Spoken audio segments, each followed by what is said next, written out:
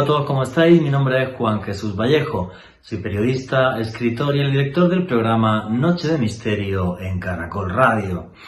Creo que prácticamente toda la población humana está convencida de que esto que vemos en nuestros cielos, los ovnis, y no sabemos qué son, objetos volantes no identificados en un comienzo, son naves procedentes de otros mundos, de esta galaxia, de fuera de esta galaxia o de otros universos. Pero ¿y si no fuera así? Hace algo más de un año el médico boliviano Paul Parada comentó públicamente que él asistió a uno de los tripulantes de uno de estos objetos volantes no identificados, pero ese tripulante era tan humano como usted y como yo, de aspecto rubio de algo más de 1,90 m, pero tremendamente humano. Pero no solo eso, hay otros casos ovni que también son tremendamente intrigantes. Por ejemplo, en Los Villares, Jaén, España, en 1996, Dionisio Ávila comenta cómo cerca de uno de estos platillos volantes ve a dos mujeres y a un hombre, nada extraterrestres, tan humanos como usted y como yo, y esos seres le dejan una piedra con unos grabados que tienen una escritura que es sahariano antiguo, una escritura que se utilizaba en el Sáhara hace miles de años, una escritura también humana. Esto nos plantea lo siguiente: ¿y si los ovnis realmente llevan con nosotros miles de años, incluso son tripulados por seres humanos? Pero si quieren saber sobre esto y mucho más, no se pierdan el último podcast de Noche de Misterio en Caracol Radio, el misterio ovni.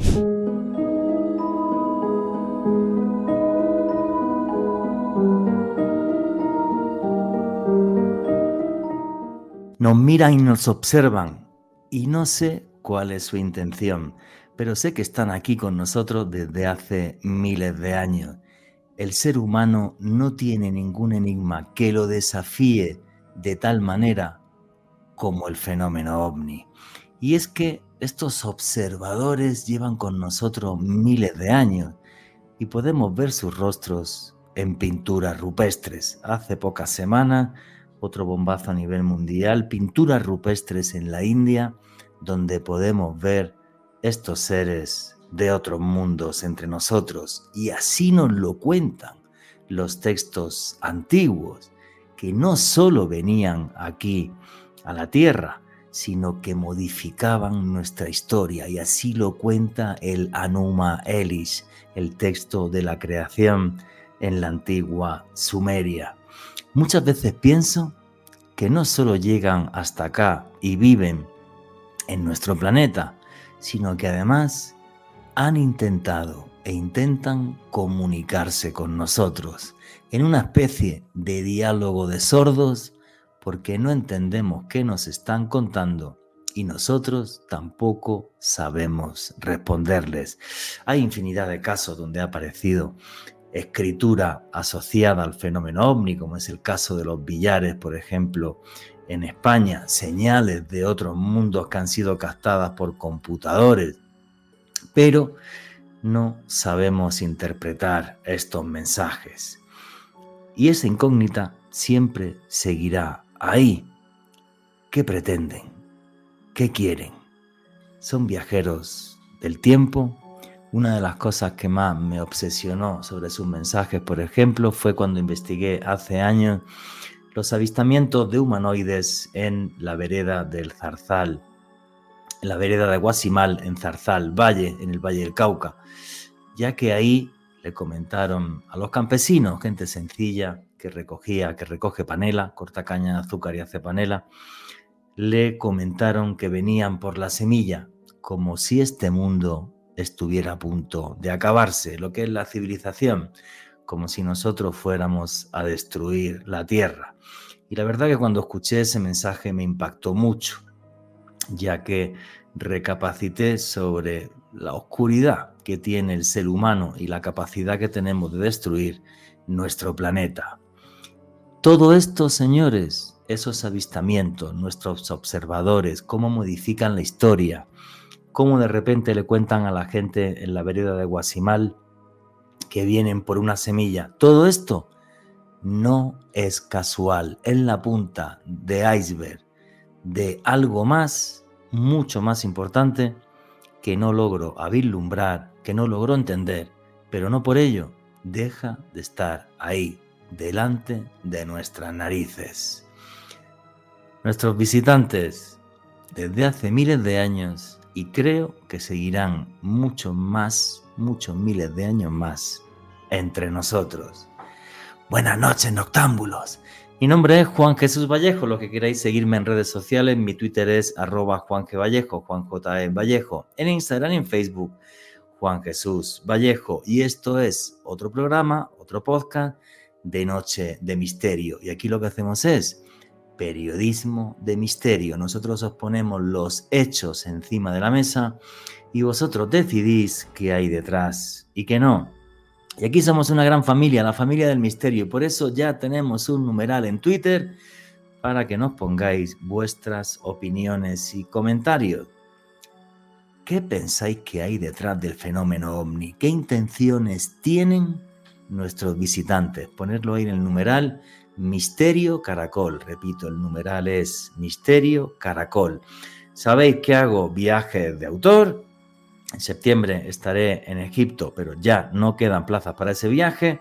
Y en muy poquitos días en mi página web podréis ver el próximo viaje, que será a finales del mes de abril del año próximo, del año 2025, finales del mes de abril. Un viaje por la antigua Al-Ándalus, saliendo desde Madrid, recorriendo Córdoba, Granada, viendo la Alhambra, llegando en Marruecos hasta el pleno corazón del Sáhara, en Erchevi, entendiendo lo que fue la gloria y la magia de Al-Ándalus, con 1000 enigmas en el desierto y en Marruecos, a la vez que en España. Toda la información de ese viaje la tendréis en muy poquitos días en la página web www.viajesjuanjesusvallejo.com. Repito, www.viajesjuanjesusvallejo.com, y arrancamos ya sin más dilación. Alejandro Bernal, amigo, compañero, ¿cómo estás? Muy bien, Juanje, un saludo para ti, también para nuestro invitado de excepción de este programa, Jorge Luis Zuxdorf, desde la Argentina, y desde luego un abrazo enorme para todas las personas que en este momento sintonizan la señal en vivo de Caracol Radio, y también un abrazo enorme para las personas que consumen este contenido a través del podcast que publicamos todas las semanas en el canal de YouTube de Caracol Radio. Mientras hacías en este caso, tu preámbulo, Juanje, recordaba tantos casos que hemos investigado de alienígenas ancestrales, de culturas milenarias que han hablado de la injerencia de visitantes, de maestros, de seres que han legado un conocimiento, de seres que crearon portentos y cuyo legado vemos hasta nuestros días tallado en piedra, Juanje. Yo creo que intentar revelar la naturaleza detrás del fenómeno ovni es el gran enigma por excelencia del siglo XXI. Es un enigma de mucha actualidad y hoy tenemos un auténtico experto para intentar analizar algunos casos realmente alucinantes. Realmente es un fenómeno muy complejo, ¿no? Y hace unas semanas, cuando investigadores, creo que era de Harvard, corrígeme si me equivoco, Jorge, Alejandro, de Jorge, cuando crearon el tema de los criptoterrestres y decían, exacto, oye, que es posible que lleven, que no lo digo yo, ni Alejandro Bernal, ni Jorge Luis Zuckdorf, que ahora lo di paso, lo dicen científicos de la Universidad de Harvard, ¿eh? exacto. Es posible, no es posible, o sea, estamos convencidos de que llevan entre nosotros miles de años, no sabemos por qué. Fácilmente pueden vivir debajo del agua, que es lo que han demostrado las investigaciones que se filtraron del Pentágono, tanto del incidente del USS Nimitz en el año 2004 en las costas de California, como las que aparecen del Theodore Roosevelt en la costa este norteamericana, de otro portaaviones nuclear, naves que desaparecían debajo del agua. Todo esto nos hace pensar que efectivamente, que estos científicos de Harvard fácilmente pueden tener razón, y es lo mismo que pienso yo. Llevan aquí miles de años, no es que vengan todos los días de otra parte de la galaxia y tal, ¿qué va? Llevan aquí miles de años y no sabemos por qué.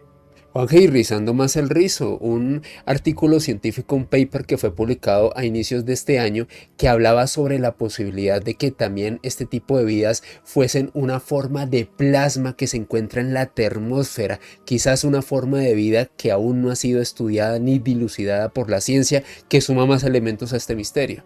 Sí, claro, de hecho hicimos un programa con nuestro buen amigo Rodrigo Bravo y también estaba Fernando Hildebrand del canal de YouTube La Señal, Ciencia y Misterio, y efectivamente, es que yo creo que el fenómeno OVNI es tan complejo que no solamente tenemos un tipo de visitante, es que tenemos varios tipos de visitantes. Exactamente. Sí. Un día podríamos hacer un programa, por ejemplo, sobre razas extraterrestres. Pero bueno, vamos a darle paso a nuestro invitado, que Alejandro y yo parecemos dos abuelos cebolletas y no dejamos hablar a nadie.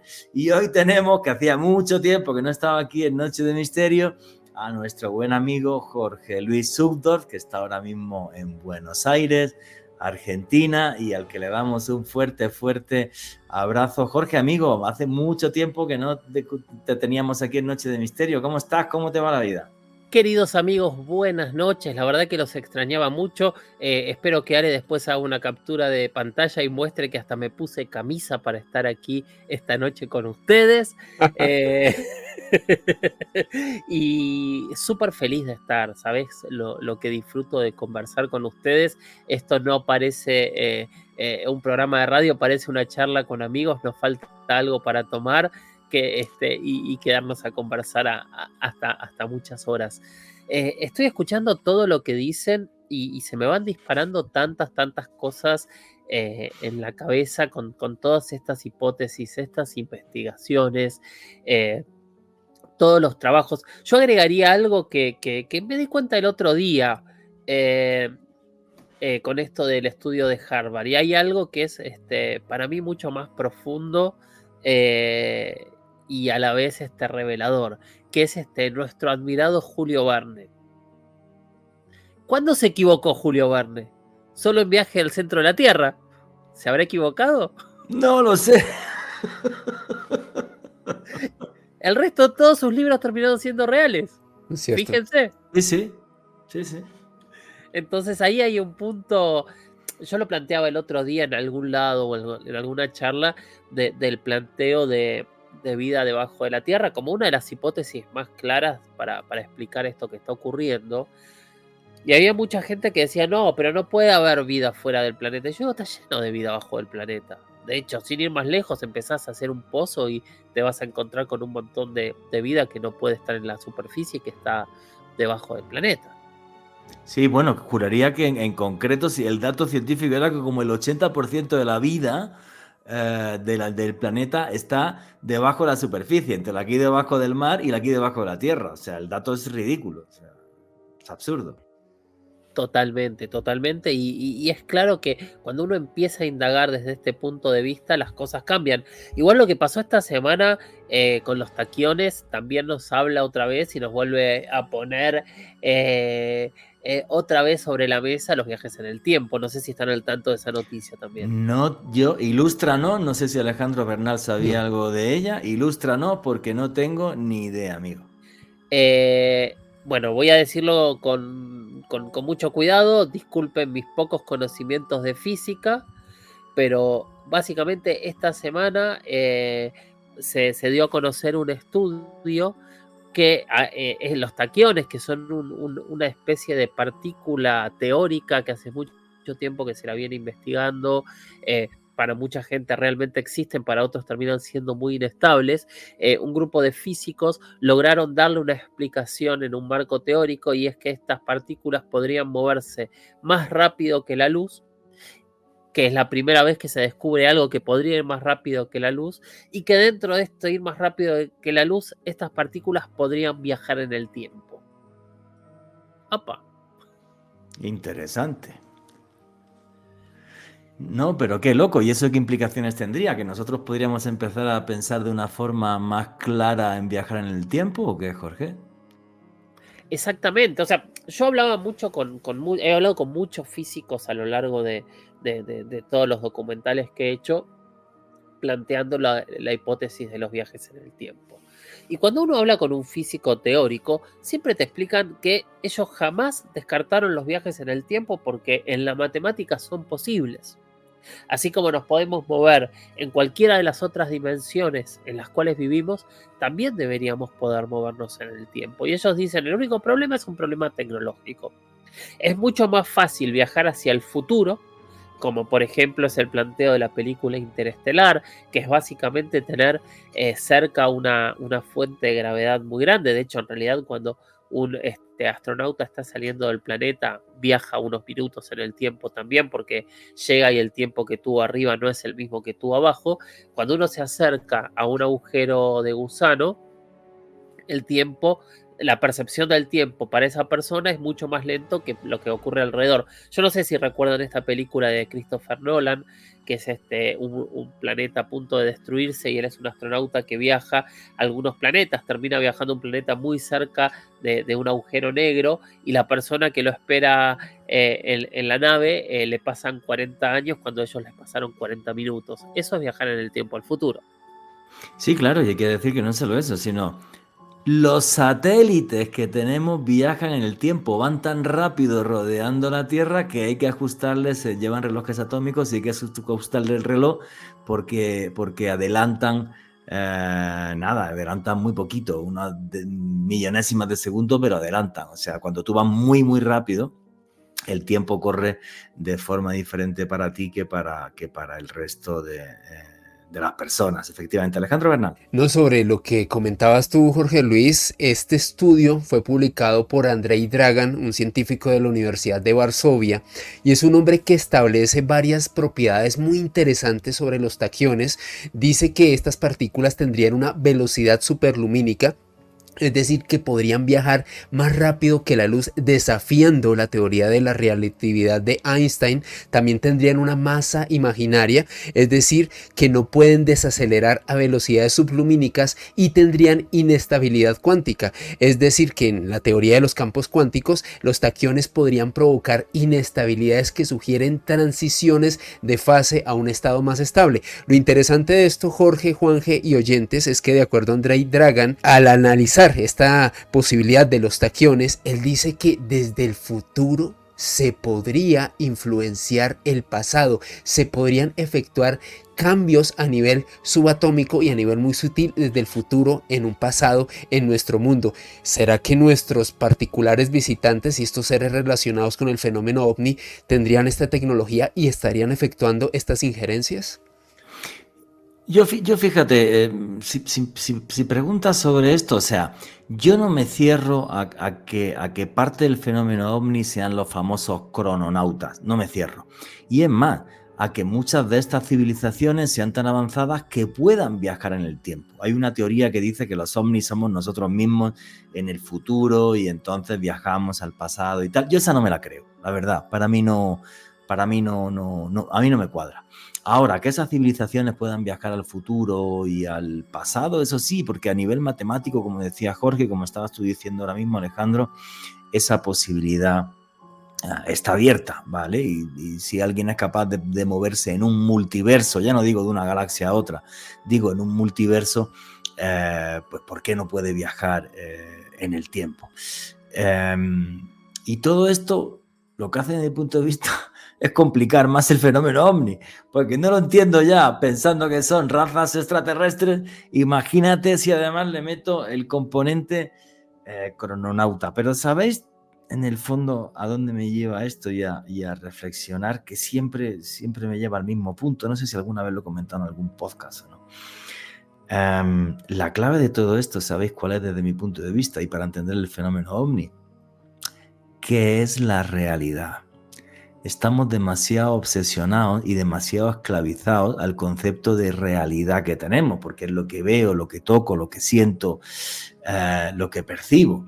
Pero ¿y si nos estamos perdiendo la mayor parte de la realidad? Como decía Jacobo Greenberg, ¿recordáis? El famoso psicólogo y psicobiólogo mexicano que hizo investigaciones con chamanes y demás, y vio cómo los chamanes eran capaces de acceder a otro tipo de realidades. Y recomiendo una entrevista con otro argentino, con Néstor Berlanda, que hicimos hace como un par de meses, ¿no, Alejandro? Sí.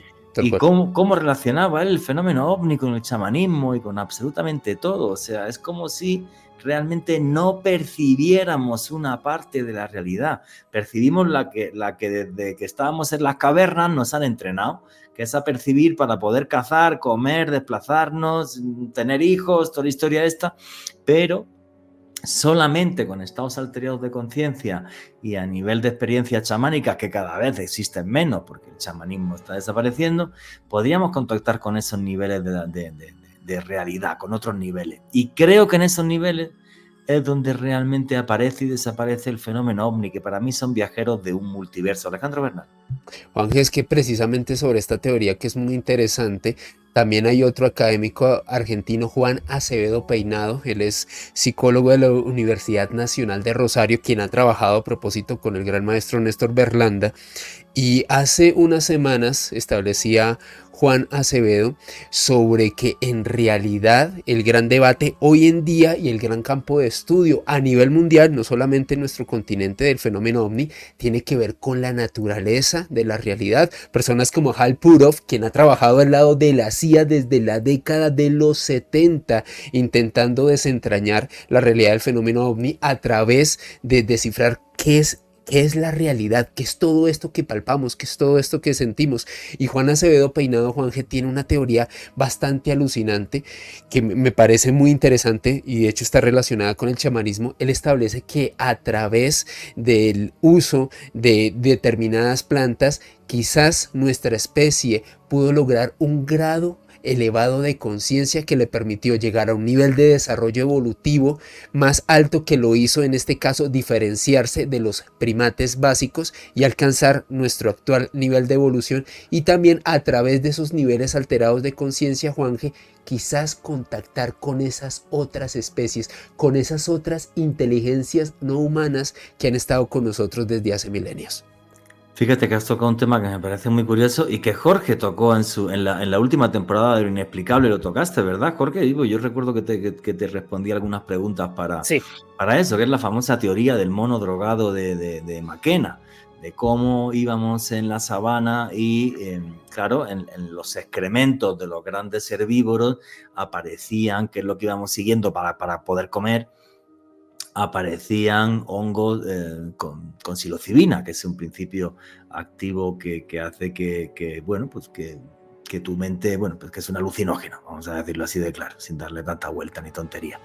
Que además Sí. en diferentes países ahora se está utilizando, no solamente es legal, sino que se está utilizando con fines terapéuticos. Creo que fue Australia el primero que lo permitió.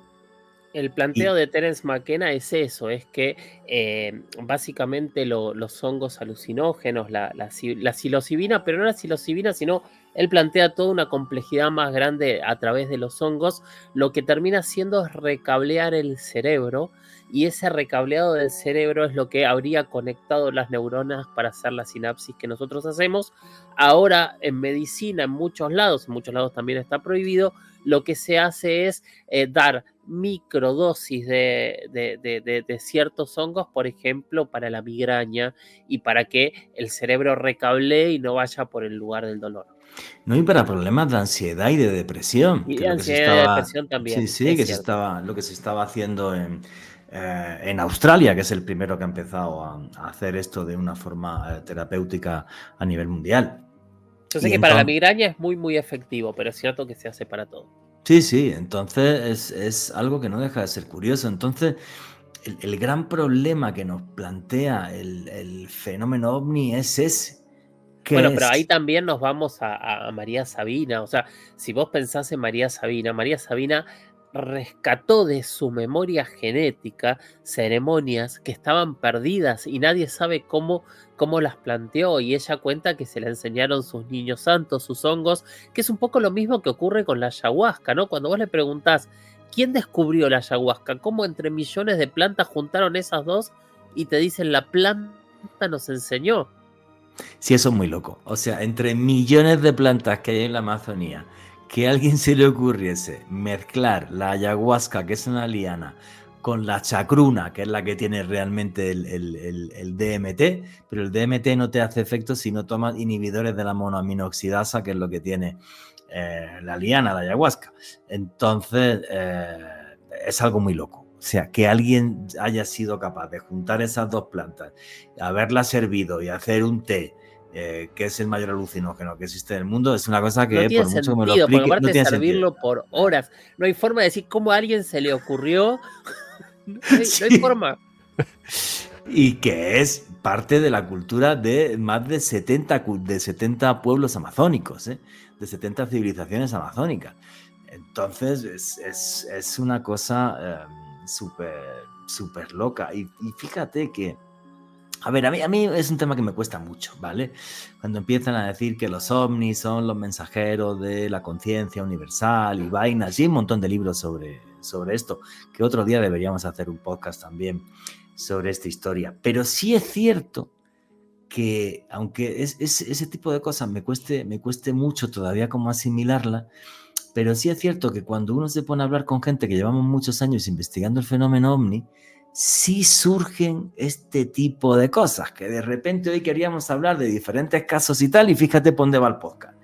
A decir, es verdad, ¿qué leche es el fenómeno ovni si ni siquiera tengo claro qué es la realidad en la que vivo? Bueno, pero es algo que yo discuto todo el tiempo y de hecho me lo están preguntando porque en el podcast que hice con Johanan en sus historias inexplicables, en un momento yo planteo que en realidad hay gente que habla de lo paranormal y los ovnis, y yo digo, no señores, los ovnis son parte de lo paranormal, porque cuando vamos a explicar lo que significa paranormal, es una palabra que viene del griego, de Aristóteles, que lo para era lo que estaba fuera de su biblioteca, ¿no? Para psicología, paranormal.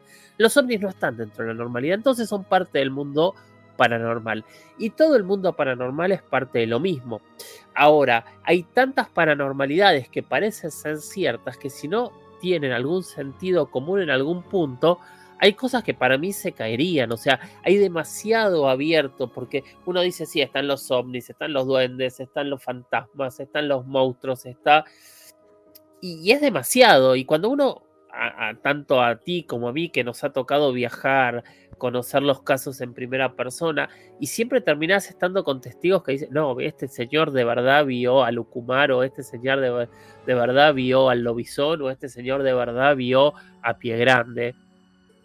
Y empezás a estudiar y decís, bueno, ok, y al día siguiente vas a hacer un caso de ovnis y decís, no, pero este señor de verdad tuvo un avistamiento, o este señor de verdad fue abducido, y al otro día te vas a una casona y te cuentan, no, claro, pero este señor de verdad vio fantasmas, o esta mujer de verdad es una medium y se puede contactar. ¿Y cómo todo puede ser cierto? Que a lo mejor todo es parte de lo mismo, de ese algo que hay más allá de la realidad que no entendemos. Oye, buenísima tu reflexión.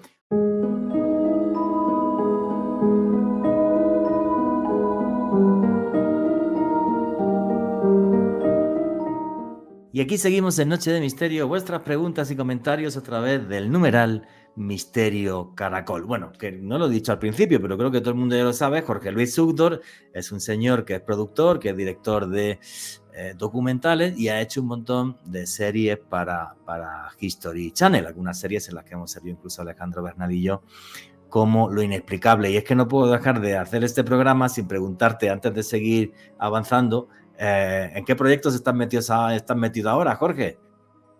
Estoy trabajando de los que puedas hablar, de los que no, porque yo sé que tú y yo tomando 2 cervezas me cuentan otras cosas. Aquí sí, no soy mucha gente. ¿Vale? Estoy trabajando en muchos proyectos, estoy viendo de hacer algunas biografías de algunos de los personajes más importantes, estoy tratando de cerrar eso, estoy con un par de proyectos ovnis que empezamos a generar en estas semanas, de los cuales todavía no puedo contar nada, pero si salen van a ser geniales.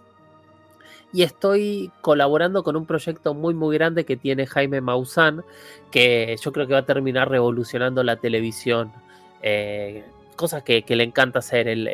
Si ves la historia de Jaime, desde hace 40 años él va revolucionando y generando cosas. Pensá que empezó como periodista de 60 minutos y en un momento dijo, dejo esto y me meto en el mundo de los ovnis. Y yo le digo siempre a él, es como que va a contramano y va rompiendo paradigmas a contramano para hacer cosas. Está armando un proyecto que, si sale como él tiene en la cabeza, que no tengo por qué no pensar que va a ser, va a volver a ser historia. Pues me alegro un montón y me alegro un montón de que tú estés ahí, bueno, y luego colaborando, aparte de que aquí con nosotros, pues con buenos amigos como Johanan Díaz en su nuevo canal de YouTube, en Historias Inexplicables. Y también tengo un proyecto de un podcast que todavía no te puedo contar nada, pero que va a ser maravilloso. Nada, pues me encantará escucharlo, me encantará Vas a escucharlo, te aseguro que vas a escucharlo. Me parece Me parece perfecto. Oye, chicos, fijaros qué curioso es todo esto, ¿no? ¿Cómo empezamos a hablar del fenómeno ovni? ¿Cómo empezamos a hablar de que es un fenómeno que investigarlo es muy complicado? Porque es que no solamente que se aparecen, es que modifican nuestra historia, ¿vale? Y cómo vamos pasando de esto a cómo vamos pasando ya a no solamente estar entre nosotros, sino forman parte de la realidad que no podemos comprender. Es un fenómeno que nos obliga a redibujar los límites de la realidad. Oye, Jorge, tú has hecho varios vídeos tanto en tu canal de YouTube como en La Huella OVNI, que es tu podcast, que también creo que está en tu canal de YouTube, toda La Huella OVNI. Así es. Tu canal de YouTube se llama, ¿cómo lo pueden localizar? Con La Huella OVNI también lo van a encontrar. Listo, perfecto. Porque con mi apellido decidí dejar todo como La Huella OVNI para que la gente pueda llegar. Sí, porque lo del Zuckdorf, escribirlo bien, o sea, complicadito, complicadito. Oye, hay un caso que se te ha hecho súper viral últimamente, que es una entrevista que le hiciste a un médico boliviano donde comenta este señor que estuvo ni más ni menos que delante de un ser de otro mundo. ¿Cómo es esa historia y cómo llegaste a ese testimonio? Paul Parada es un médico boliviano que aparte es bombero voluntario. En el 2019 hubo unos incendios muy fuertes en Bolivia que llevaron a bomberos de todo el planeta a trabajar y tratar de evitar o de frenar esta tragedia todo lo que se pudiese. Y él fue con uno de los grupos, con su escuadrón, supongo que se llama, a toda esta región para poder para pelear contra el fuego, ¿no? Él fue como médico de su escuadrón. Una de las noches, el otro médico era casualmente su hermano, tienen que salir y él decide quedarse solo en el puesto sanitario mientras ellos salían a combatir el fuego donde les tocaba. En medio de la noche él cuenta que se acerca una persona muy alto, creo que por lo que él dice de más de 2 metros de altura, muy rubio, con un poncho de estos ponchos con la cara del presidente de turno y qué sé yo, y se pone a hablar en un castellano perfecto, y entonces en un momento se quita el poncho y tiene un traje muy extraño, que esto lo hemos hablado y te lo pasé, con rayas y puntos, azul, como una especie de lycra o licra, depende de cada país como se diga, o sea, un traje muy pegado al cuerpo. Y en un momento se baja el traje por el lado del hombro y tiene un tajo muy grande. Y Paul le dice: ¿qué te hiciste, hermano? Y acá es donde viene lo extraño. Lo que cuenta Paul es que él le contesta telepáticamente: fue un cachorro de puma.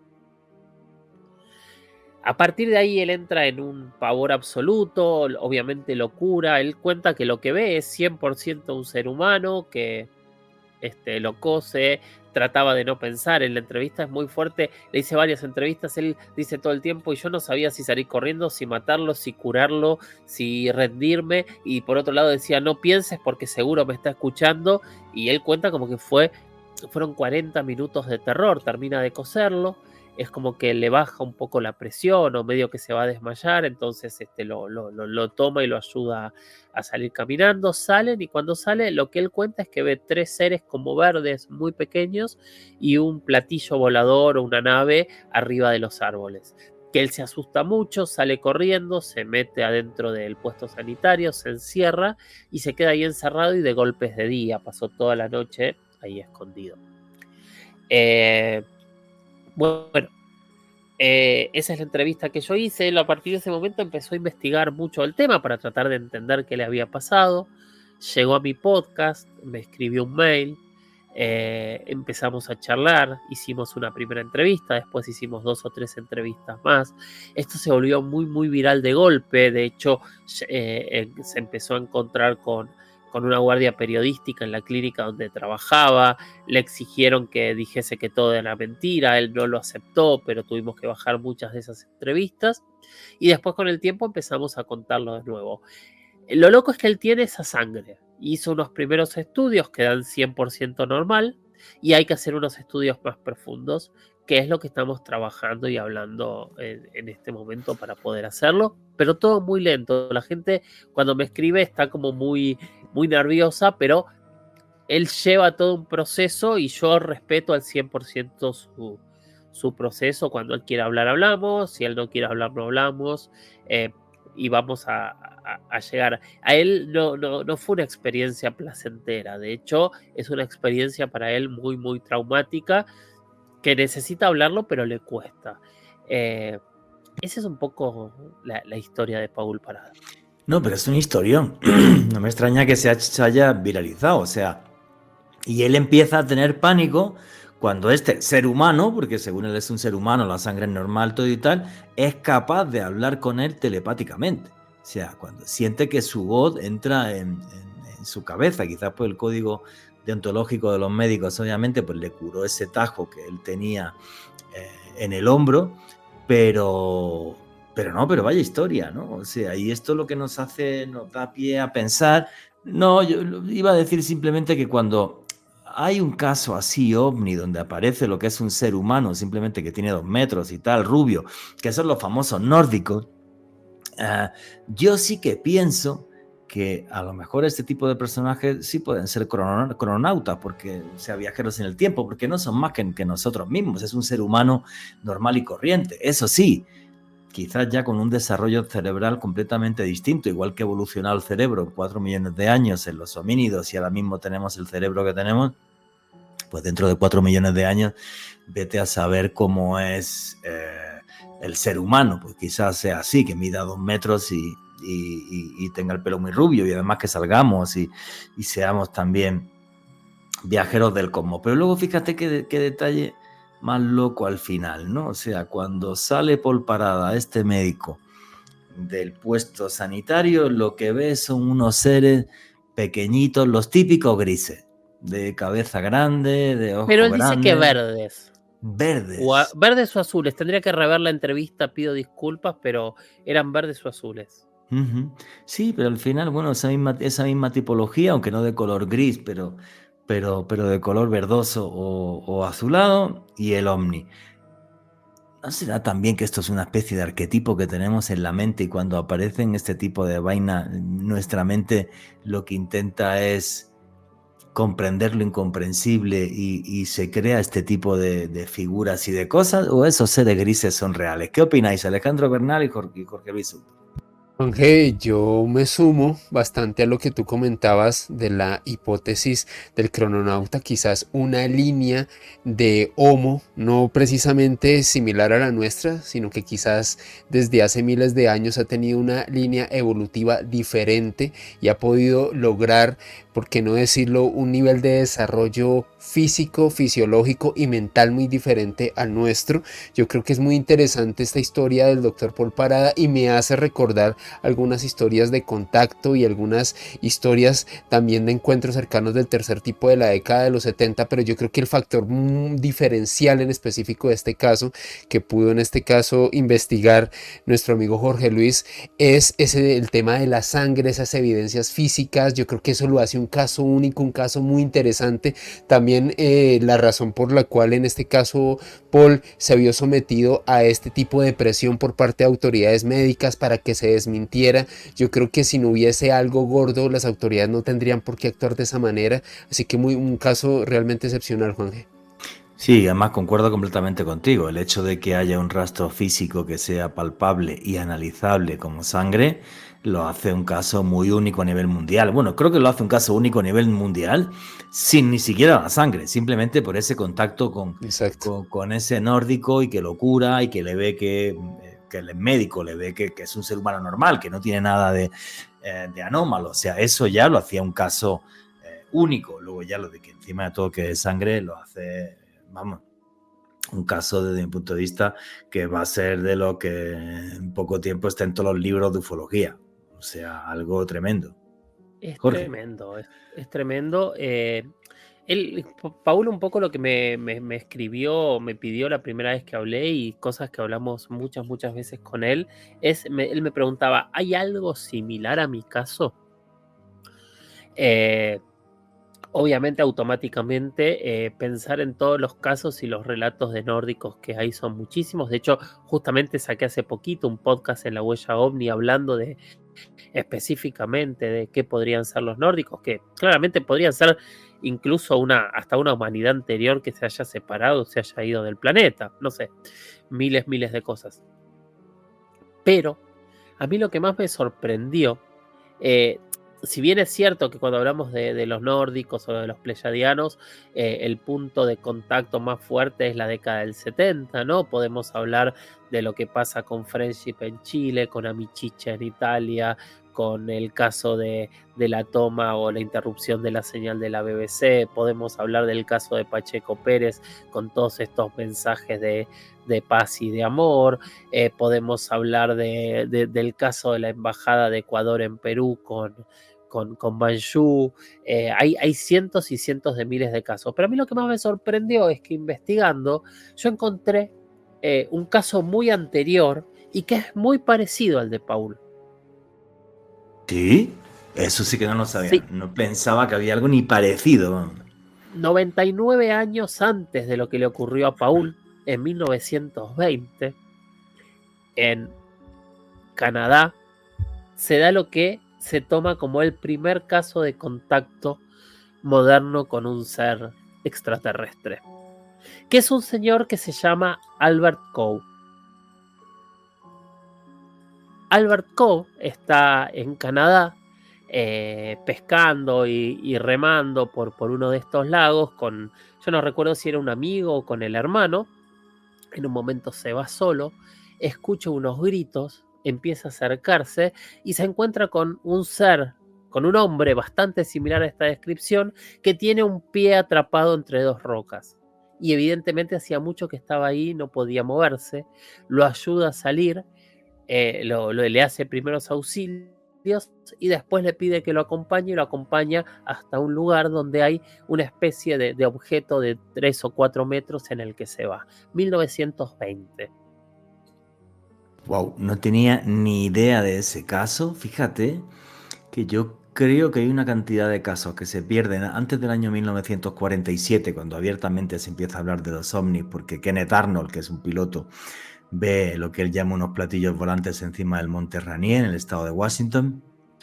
Hay una cantidad de casos que se pierden tremendo. No conocía este de Albert Coe, de cómo encuentra un ser nórdico, bueno, un ser humano, simplemente que es rubio y no alto. sé si está tan claro que sea un nórdico, pero quiero decir, es el mismo concepto de lo que le termina ocurriendo a Paul 99 años después.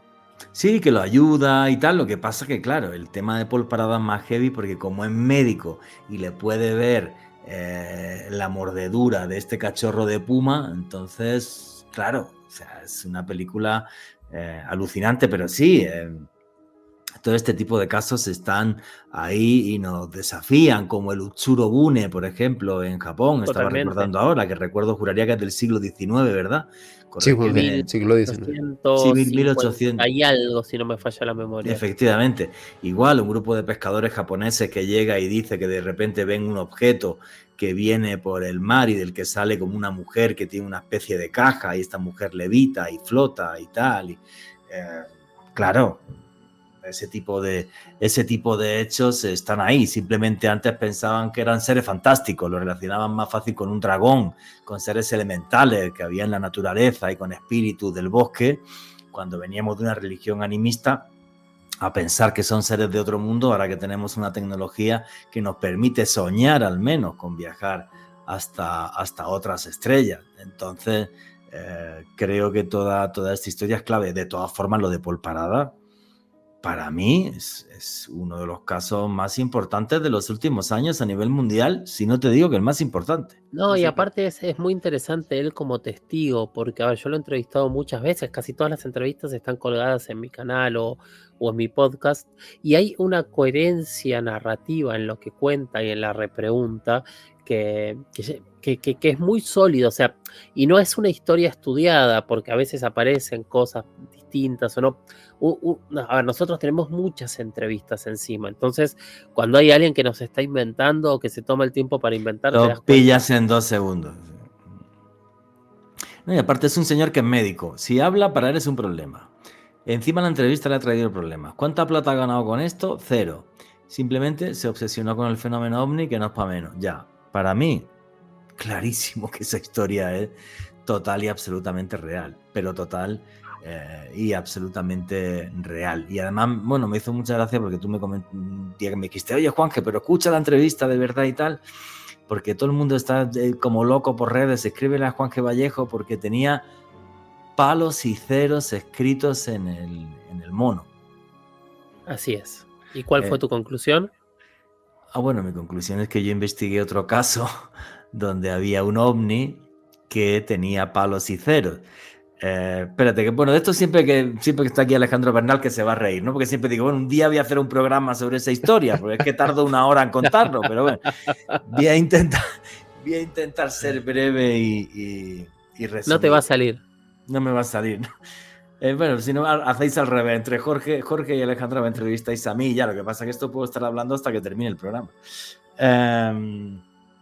A ver, en julio del año 96, en un pueblito olvidado de España, en Los Villares, en la provincia de Jaén, al sur de España, en la región de Andalucía, un señor que se llamaba Dionisio Ávila sale a caminar como hacía todas las tardes. Una tarde de verano salía a caminar ya bien tarde bueno, porque en Andalucía hace mucho calor, ¿vale? Pues el señor salió a caminar como todos los días y se sentó en un sitio, bueno, que hay una panorámica que se ve el pueblo y tal, y eso, cerca a una era donde se trillaba el trigo y eso.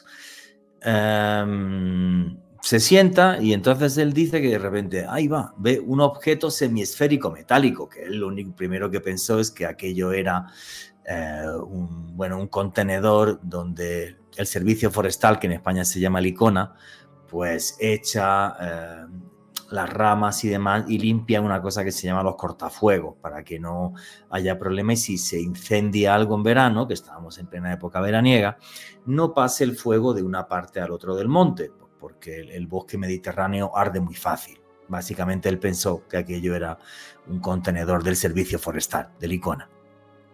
Así lo comenta y así me lo comentó cuando yo lo entrevisté. Total, que este señor, bueno, pues se sienta y qué raro, los de Licona han dejado aquí un contenedor. Y entonces se levanta y se acerca porque ve que hay unos símbolos en el cacharro aquel y los símbolos eran palo, cero, palo, un palo, un cero y un palo. Entonces, lo que sucede ahí es que cuando él se va a acercar, dice que ve 3 seres, pero no extraterrestres, ni vainas y tal. Él dice que eran 2 mujeres y un hombre, que se notaba perfectamente, perdón que sea chistoso, ¿vale?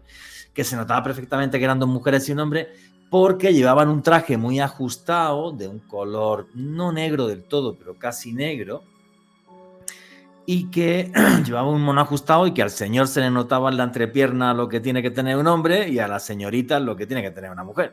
Así de claro te lo decía. Y que cuando él se queda ahí mirando como de estos quiénes son, que ahí sí se asusta, él dice que de ese objeto semiesférico metálico sale hacia él lo que él llama una bolita de luz, un lucerillo. Un lucerillo es una palabra como muy andaluza, ¿vale? Que le tiran una bolita de luz que le cae a los pies. Él se agacha, él se agacha y lo que ve, que es que lo que le han tirado es una piedra con unos símbolos, donde en medio de la piedra otra vez está el famoso palo, cero, palito. Entonces él coge la piedra y cuando levanta la cabeza dice que ya no ve nada, que no ve ni el contenedor ni ve los 3 seres, bueno, 3 seres eran 3 personas, 2 mujeres y un hombre, y que ahí se muere de miedo y sale corriendo para su casa y se encierra en la casa y no le cuenta básicamente nada a nadie, ¿vale? En fin, justo en esos días se graba en la provincia de Jaén un ovni, se graba un ovni en la provincia de Jaén y tal, y van 2 buenos amigos míos, Lorenzo Fernández y Iker Jiménez, hoy día son 2 personas muy conocidas en España, la gente que le gusta el misterio, Pues porque Iker Jiménez dirige un programa que se llama Cuarto Milenio y Lorenzo Fernández dirige ahora también un programa de televisión que se llama El Colegio Invisible, aparte de que aparecen muchas series de Discovery y demás, de Discovery Max. Y bueno, pues a mí llega Lorenzo y me cuenta lo que... Oye, tío, pues he estado en la provincia de Jaén y tú fíjate, este señor que llegó y ha dejado un ovni, un resto físico, que eso es una cosa muy difícil, que es la piedra esta y tal. Lo que pasa es que la piedra no la hemos visto porque ya la tiene... No, perdón, en ese momento la piedra la tenía JJ Benítez. No sé si llegaron a verla y luego llegó JJ Benítez y se quedó con la piedra. Juanjo Benítez. Y entonces Lorenzo, cuando me hizo los símbolos, mira, un palo, un cero y un palo, me acordaré que lo publiqué así en un libro, en Operación Al-Ándalus, me hizo lo del palo, cero, palo, en una servilleta de papel. Yo le dije, digo, mira, Loren, no te lo vas a creer. Hace una semana yo estaba con un amigo mío y me hizo los mismos garabatos en una servilleta, y eso es un tipo de escritura que se llama tifinag, que así escriben los bereberes y tal. Y entonces me dijo Loren, pero tú estás pirado, tío, o sea, pero ¿cómo va a ser eso así y tal? Y dije, bueno, pues yo le voy a escribir a JJ Benítez y le digo lo que me ha pasado, a ver si soy capaz de que me enseñe los símbolos de la piedra y demás. Y entonces pues le mandé una carta a JJ Benítez y ante mi sorpresa pues me llamó por teléfono a los pocos días y me preguntó y dije, mire usted, lo que me ha pasado es esto, que me hicieron los mismos símbolos que me hizo Lorenzo. Y entonces me dijo, quedamos y te invito a almorzar y me cuentas todo eso bien. Digo, bueno, entonces quedamos a almorzar y yo, bueno, pues ahí Juanjo Benítez en ese almuerzo me pasa todos los símbolos que tenía la piedra, porque había estado esa piedra ya en la Universidad de Granada y la piedra tenía un detalle muy particular. Y es que cuando la miraron con un microscopio de estos enormes que tienen miles y miles de aumentos, resulta que el rayado de la piedra no era usual, porque si lo hubieran hecho con algún tipo de torno o algo, quedan como unos escaloncitos de ir rompiendo. Y la piedra estaba perfecto, ¿vale? El pulido de las rayas que tenía y tal. Eso era algo tremendamente anómalo, ¿vale? Quien leche talló la piedra de esa forma, de forma que en un microscopio electrónico no se pueda ver ningún tipo de resto. Y lo demás se lo sigo contando en la siguiente parte porque ya no me da tiempo de todo lo que me he enrollado. Total, que la piedra tenía un grabado que no era normal y ahora os describo el grabado.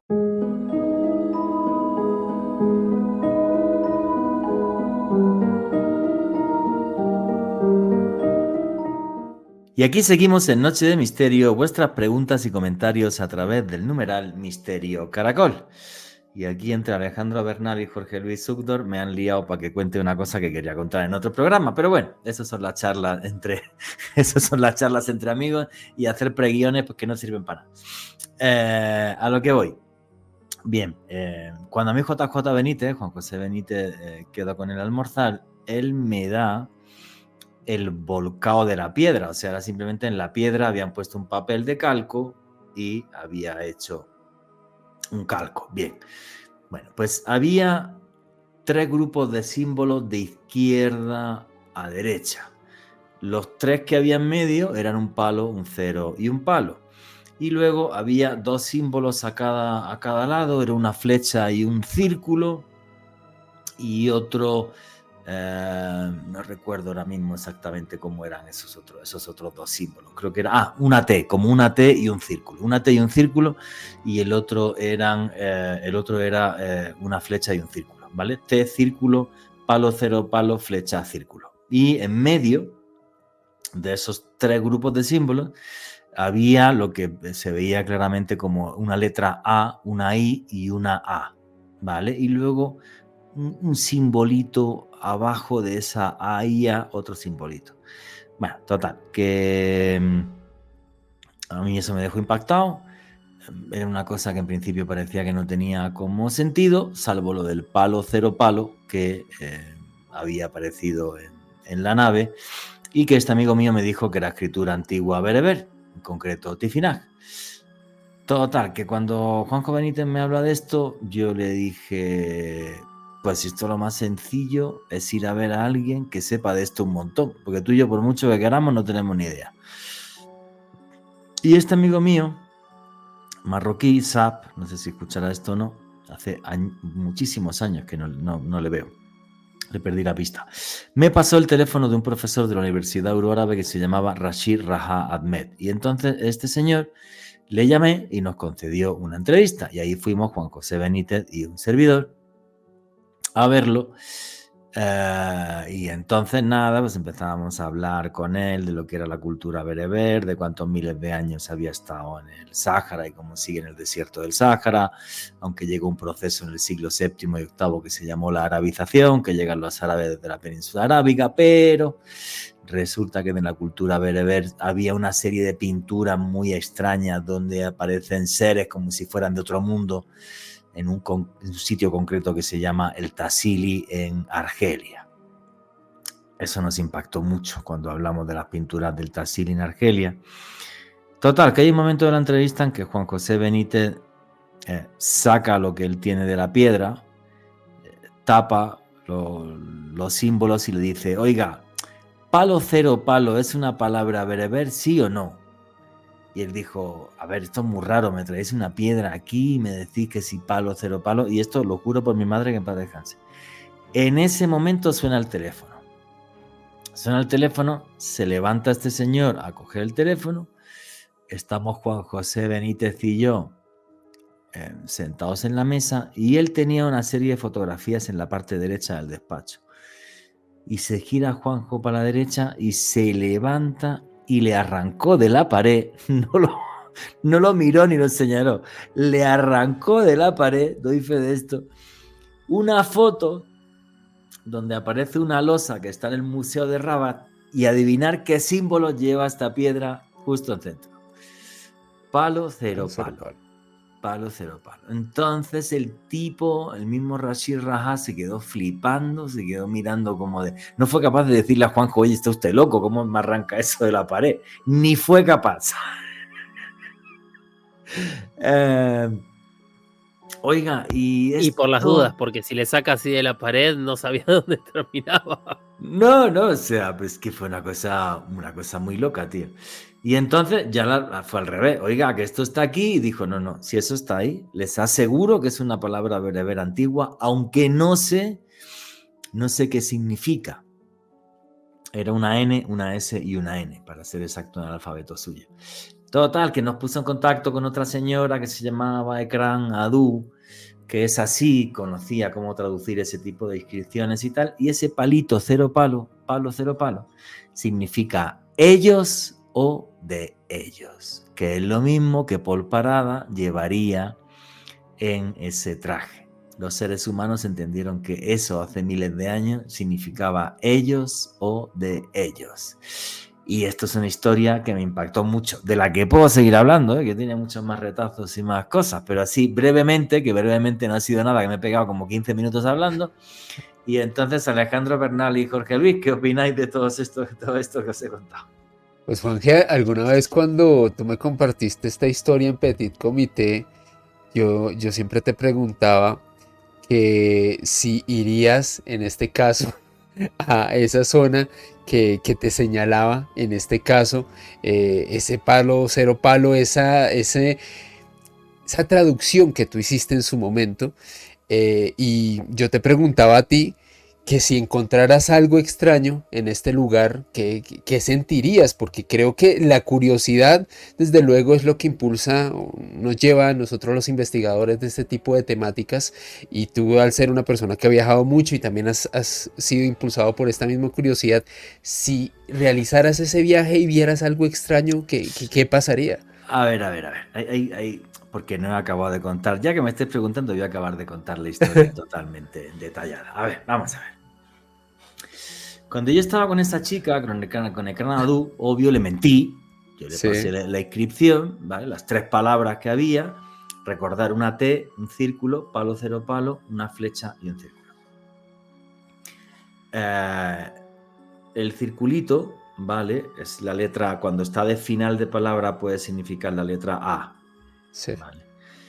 Entonces, y me pareció muy curioso porque os dije que en medio de esas 3 palabras en bereber, abajo había una A, una I y una A, porque el bereber se escribe sin vocales. Por eso es muy difícil de las inscripciones antiguas. Hay un libro que es el Milut Taifi, ¿vale? Que yo lo tengo en casa, está en mi archivo. Con eso puedes traducir las raíces y tal, pero se puede leer de derecha a izquierda, de izquierda a derecha, de abajo a arriba y de arriba a abajo. Ojo, es muy complicado de traducir, salvo porque puede haber como unos puntitos o unos círculos, ¿vale? Y eso te marca el sentido de cómo se lee y siempre tiene que estar de final de la palabra, ¿vale? Eso te marca el sentido de cómo se lee y en la vocal A, ¿vale? Si está de final, si está en el centro como palo cero palo, no es una A, cuidadito. Que es un poco ¿Cambia el complejo. sentido? No, sí. Si está en medio es una S, no una A. Ah, ok. Cuidado, ¿vale? Entonces, bueno, total, que estábamos ahí con toda esta vaina y yo le mentí a esta señora, obvio, no le iba a decir que eso era una piedra extraterrestre. La señora tampoco era idiota y entonces fue como, bueno, yo te enseño cómo se puede hacer esto, coge el diccionario, buscas así las raíces, tal, dice, pero el problema es que ni vocales. Salvo que entiendas que el circulito es una letra A que está al final y tal. Y yo dije, oye, macho, pero si es que en medio de la piedra hay 3 vocales. Tengo 3 palabras y hay 3 vocales. Una A, una I y una A. Si la palabrita de en medio, que esa está clara, porque esa está hasta en el diccionario de Tamashek, ¿vale? Y es NSN, Nisin, que significa ellos o de ellos, los bereberes solo tienen 3 vocales. La AE, la I y la OU, ¿vale? Ellos solo tienen 3 vocales, no 5 como nosotros. Ellos solo tienen 3. Y dije, pues si la palabra de en medio, curiosamente, la vocal es la letra I, NSN con la letra I en medio, digo, leche, si las otras 2 As las pongo en cada palabra, a ver qué me da. Bueno, todo esto a la vez que yo era un crío y todos los días hablando con JJ Benítez por teléfono 2 horas, vais, los dos como locos. Bueno, yo estaba traduciendo un mensaje de otro planeta, es que esto no os lo puedo contar todos los días, ¿me entiendes? Acabo de triturar mi imagen aquí en Colombia, en América Latina, en este podcast. Entonces cogí y puse las 2 As, ¿vale? Y me puse a buscar en el diccionario TRA, ¿vale? Y RAT, lo que me salía en otro lado. Y total,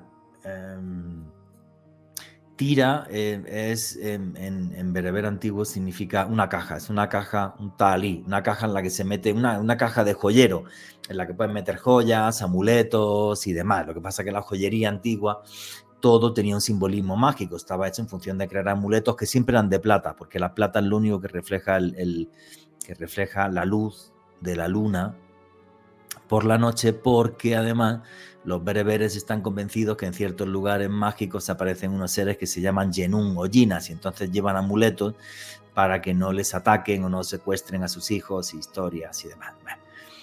Y la última palabra no tenía sentido, R-A-T, no tenía sentido, ¿vale?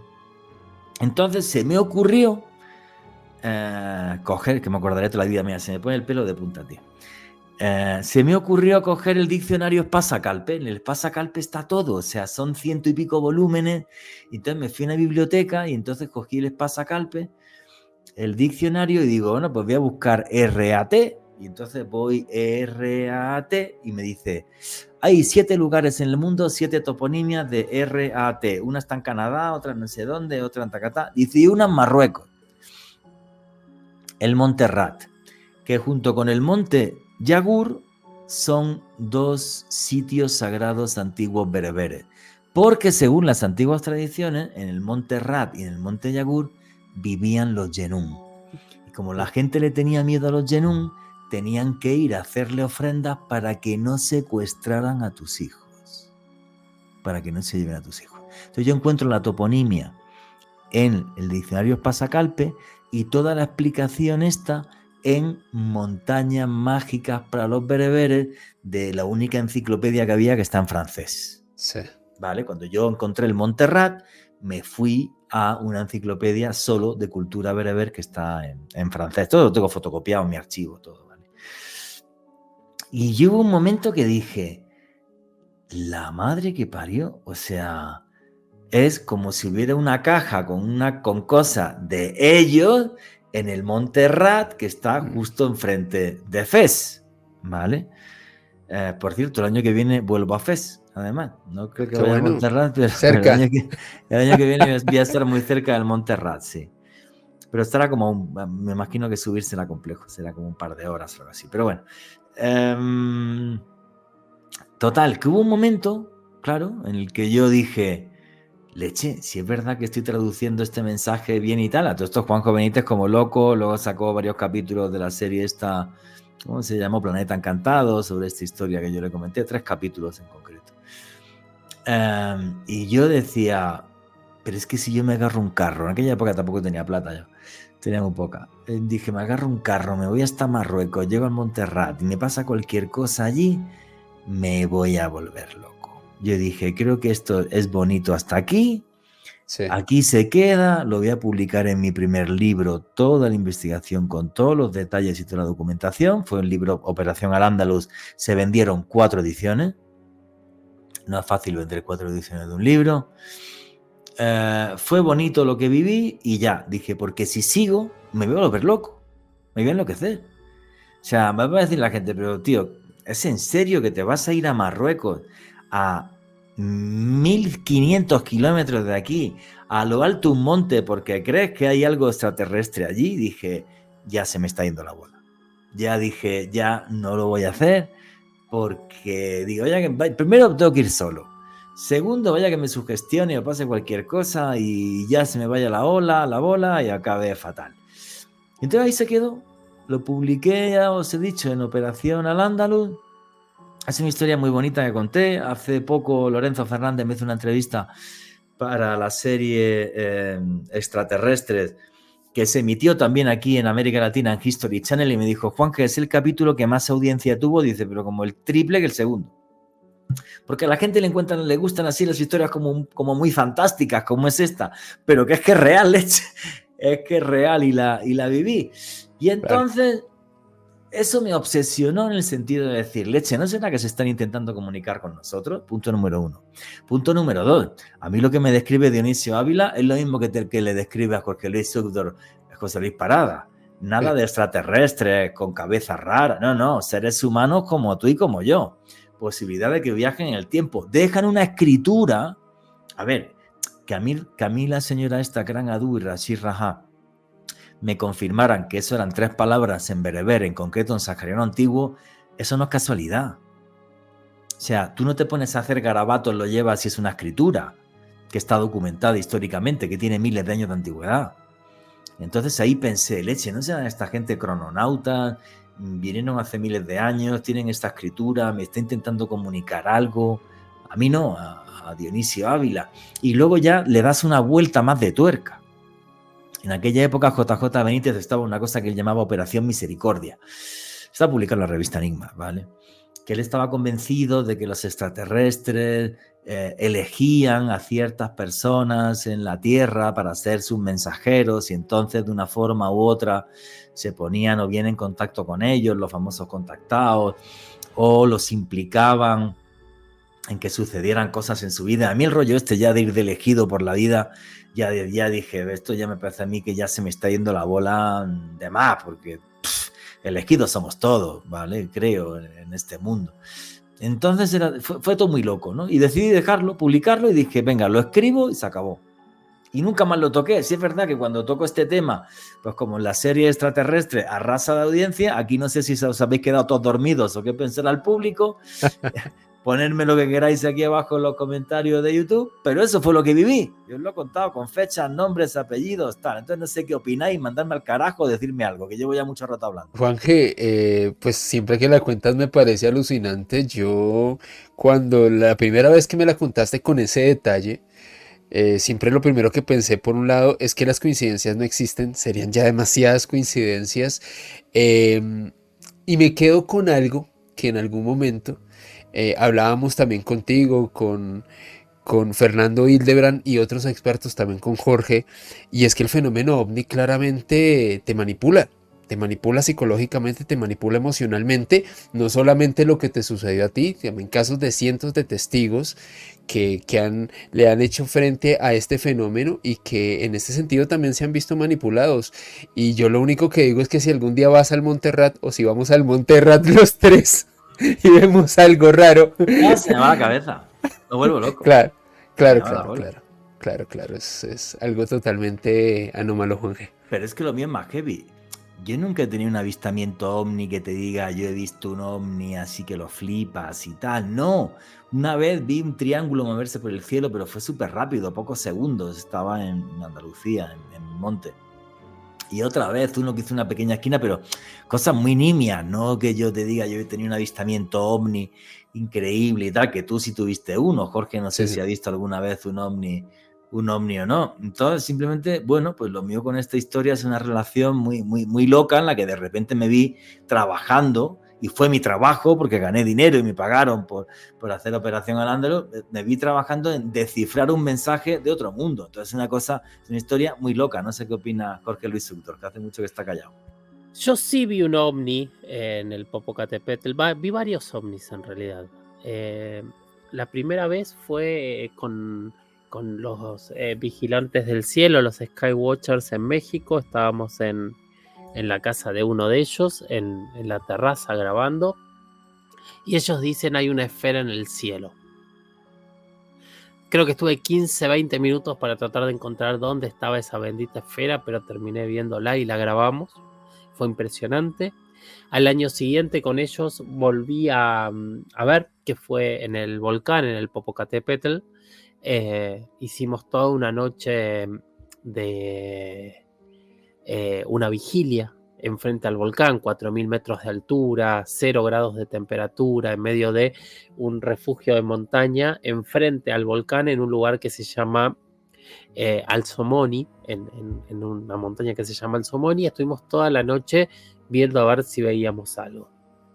Fue una noche terrible, con el frío, el mal de altura, todos sintiéndonos mal, tratando de grabar para el documental que estaba haciendo. Nada extraño. Lo único paranormal que ocurrió en toda la noche es que había una botella de tequila y una de ginebra y desaparecieron. Nadie más supo dónde estaban. También tiene sus cosas. A la mañana empiezo a hacer entrevistas.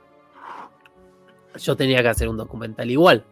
Entonces empiezo a hacer una entrevista con esos fondos increíbles que tenía ahí desde el volcán, hacia un lado, hacia otro. Y me queda una última con alguien que hoy es muy amigo mío, que se llama Salim Cigales. Pero ya no teníamos fondo. Entonces Walter, que era el camarógrafo, encuentra un fondo desde un pasillito muy angosto que había justo detrás del refugio, que daba un plano del volcán distinto. Nos vamos ahí, empezamos la entrevista. En esas entrevistas yo siempre empiezo diciendo, bueno, ¿cómo te llamas? ¿Cómo querés aparecer en el programa? Etcétera, etcétera. Y mientras voy haciendo estas preguntas, escucho que todos empiezan a gritar. Del otro lado del refugio, por supuesto, estaban lejos. Entonces pego un grito y digo, silencio, estamos grabando. Y me mira Salim y me dice, están gritando ovni en el volcán. Y de golpe escucho atrás mío que el camarógrafo dice, ahí está, es enorme. Y la asistente de producción empieza a gritar, es de metal, es de metal. ¿Dónde? Digo, ahí está, ahí pasa. Yo no lo vi, pero todo lo que explicaban era que había pasado atrás de la cámara. Cortamos el clip, reproducimos el clip y aparece una luz que aparece volando y desaparece atrás del volcán. Esperamos un rato a ver si aparecía del otro lado, no volvió a aparecer. La mandé a investigar con distintos expertos, se la di a Germán Puerta, que lo estuvimos viendo, lo vimos con pilotos, lo vimos con expertos en óptica, nadie supo qué era. ¡Qué loco! Esa fue la segunda. Al día siguiente, estaba en el Zócalo, que es la plaza principal de México. Al lado del Zócalo hay como unas terrazas con unos bares muy bonitos. Y bueno, fuimos a uno de estos bares para hacer tomas desde arriba, ¿no? Y en un momento vemos que había un atardecer precioso, con unas nubes naranjas increíbles. y le pido a mi camarógrafo que haga lo que nosotros llamamos un registro, un timeline, que es grabar sin mover la cámara mucho tiempo para después poder acelerar esa toma. Y en el medio de ese timeline aparece un punto de luz en el horizonte. Estamos hablando de México, una de las ciudades con mayor tráfico aéreo del planeta. Le digo, bueno, es un avión. Seguí grabando, que nos sirve de ejemplo porque todos sabemos que la mayor confusión del tema OVNI son con aviones. Seguimos grabando.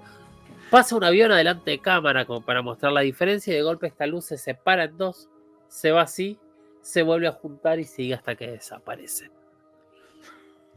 Y la última vez que vi, que para mí fue la más loca. O sea, te sirvió de ejemplo, pero no de confusión, sino te sirvió de ejemplo de ovni. Más que... Exactamente.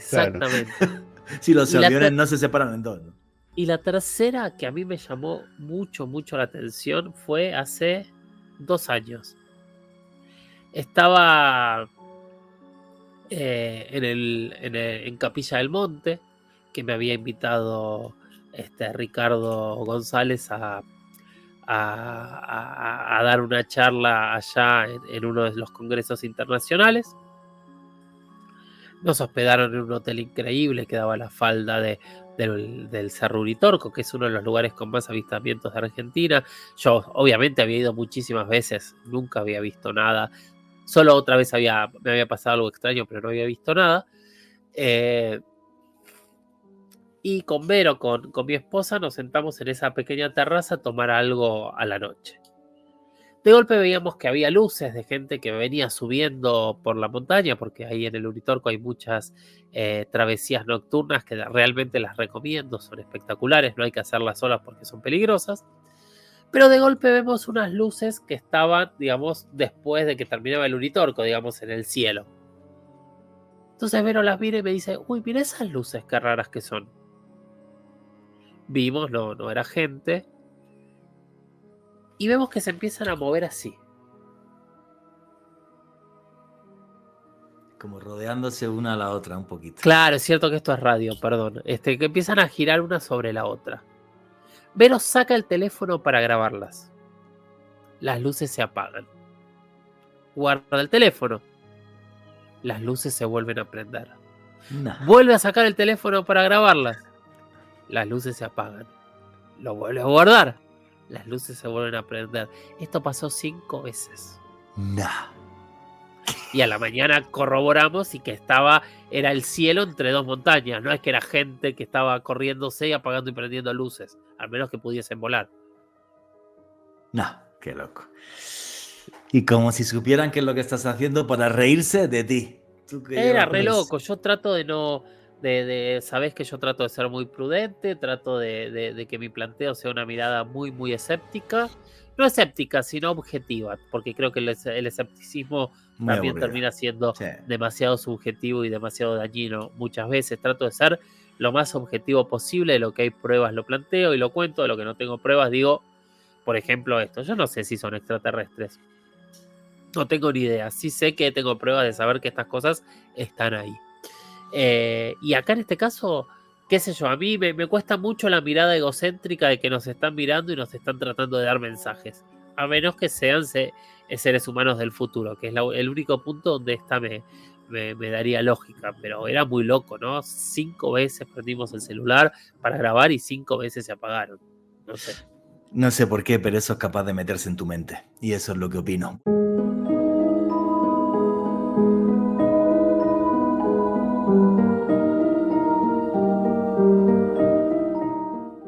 Y aquí seguimos en Noche de Misterio, vuestras preguntas y comentarios a través del numeral Misterio Caracol. Y nos estaba contando nuestro buen amigo Jorge Luis Zuckdorf cómo una noche junto con Ricardo González Corpancho, que ha estado aquí con nosotros varias veces. Por cierto, que lo quiere invitar dentro de poco porque ha sacado un nuevo libro, El mensaje del cisne negro. En Capilla del Monte viste unas luces que giraban entre sí en el cielo. Y esto es lo que me deja loco, ¿no? Y hasta qué punto interactúa el fenómeno con nosotros. Si sacas el teléfono, cuando sacas el teléfono se están quietas. Cuando te lo guardas, se pueden a moverse, tal. Pero también, las otras 2 que te cuento, puse las cámaras y aparecieron. No las buscamos. Estábamos Sí, grabando sí. las 2 veces. Y se te metió el ovni por detrás, de plano. Sí, en mi canal de YouTube, si quieren buscarlo, van a tener las 2 imágenes. Las dos son muy impresionantes. No, es que es muy loco, tío. Es muy loco. Es como decir, mira, nos enrollamos contigo. Para tu próximo documental, toma imagen. Ahí en exclusiva. Y luego, no molestes que estás de vacaciones, no me grabes ahora. Es una cosa muy loca. Sí, realmente sí, es muy loco. Oye, ¿por qué tu obsesión por el Popocatépetl? ¿Por esos 2 avistamientos que tuviste ahí? ¿O porque has recopilado muchos más testimonios? ¿Cuál ha sido tu investigación en el lugar, Jorge? No tengo una obsesión, sí creo que es uno de los lugares con mayor avistamiento que yo he investigado. Me ha tocado ir muchas veces, conozco a muchos investigadores, muchos Skywatchers. Yo recuerdo que en su momento entrevisté también a los directores del Parque Nacional, a diferentes rescatistas. De hecho, uno de los videos, o el video más viral que yo tengo ahora en mi canal de YouTube, es una serie de entrevistas que hice hace muchos años con un grupo de exploradores que en realidad fueron no al Popo, sino al Iztaccíhuatl, que es el volcán que está al lado, y tuvieron unas experiencias increíbles. Y empecé a subir esos videos como cualquier video y es como que tuvieron una repercusión muy, muy fuerte. Yo le he hablado con gente, hay gente que dice que los volcanes podrían ser un portal, dicen que hay una investigación que han hecho varias universidades y que la zona tiene mucha radiación. Hay quien dice que en realidad esa energía puede generar como puertas dimensionales y que está comprobado con ciertas explosiones solares en donde los rayos desaparecen de un punto y aparecen en otro. Hay quien dice que en realidad están controlando el volcán y que cuando el volcán entra en erupción aparecen estos objetos, se meten y se tranquiliza. Yo no sé qué pasa, lo que hay es una cantidad de pruebas gigantes. Me ha tocado entrevistar a vulcanólogos para ver si realmente se puede explicar todo lo que ocurre, si son cosas que salen y entran del volcán de manera natural, y los propios vulcanólogos te dicen que algunas cosas se pueden explicar, otras no. Y ocurre en todos los volcanes alrededor del mundo, no solamente en estos 2. Sí, bueno, pero lo que pasa es que lo del Popocatépetl es como muy conocido a nivel mundial, pero como hay cámaras que continuamente lo están filmando, el que aparezca de repente un objeto luminoso, una luz que entra dentro del cono del volcán, es una cosa muy, muy loca. Hace Sí, a unos mí meses entrevistamos a Rafa Mercado, que nos comentaba casos similares en volcanes en Perú, pero creo que ninguno está tan bien investigado o documentado como el tema del Popocatépetl. no, de ninguna manera, es impresionante. Yo recuerdo hace un par de meses me entrevistó un gran amigo que es Héctor Rossi, que tiene el programa Trasnoche Paranormal en Argentina. En realidad me entrevistó en su noticiero, que es en Canal 26, hablando del volcán, y me dice, conseguime un par de imágenes. Entonces hablé con Carlos Clemente, me pasó algunas de las imágenes más impresionantes del volcán. Y mientras le estaba mandando todo, una seguidora me dice, está pasando esto en vivo en el volcán. Y me muestra un objeto que entraba o salía del volcán en ese momento que era impresionante. O sea, pasa todo el tiempo. Si uno se va a la página de Carlos Clemente, que está monitoreando las 24 horas el volcán, va a tener que tener paciencia, pero puede hasta encontrar algo. Y si no, están los videos recortados con los objetos entrando, saliendo. Es impresionante. Sí, es una cosa muy loca. Es como si hubiera una especie de base ahí dentro. Mira, tú decías antes que el único libro en el que parece que no acertó Julio Verne es Viaje al centro de la Tierra, pero lo mismo también acertó. Simplemente que es un viaje que no podemos hacer nosotros, otros sí. Era irónico lo mío. Yo creo que Sí. no se puede haber equivocado en uno solo. Pero es muy, muy loco. Oye, ¿qué te comenta la gente de la zona cuando has investigado todo el Popocatépetl? ¿Para ellos tiene algún simbolismo mágico para los pueblos de la zona? ¿Qué has investigado sobre todo esto, Jorge? Hay de todo. Vos en la zona tenés, todo el mundo ha visto cosas. Hay leyendas anteriores. Fíjate que es un lugar muy significativo en toda la historia. Ha sido un lugar significativo para los mexicas. Ha sido un lugar significativo para Cortés. Ahí está el paso de Cortés, que es por donde pasa Cortés antes de llegar al Valle de México. Y constantemente hay historias, relatos y leyendas alrededor de toda esta actividad. No es nueva. Hay que recordar que el volcán se despertó en el 93. O sea, a partir del 93 es donde se ponen las cámaras para empezar a a monitorearlo. Hasta ese momento era un volcán dormido, extinto, apagado, que los propios vulcanólogos te dicen que en realidad ningún volcán está extinto, todos los volcanes pueden volver en algún momento de actividad. Este volcán se despertó, no el Ista que está al lado, por ejemplo, aunque dicen que era algo que charlaba con Johanna y con Lourdes hace poquito, que hubo una erupción del Ista hace poquito, hace un par de años, con un chico, un niño que lo profetizó, que es bastante loco. Wow, tampoco conocía eso.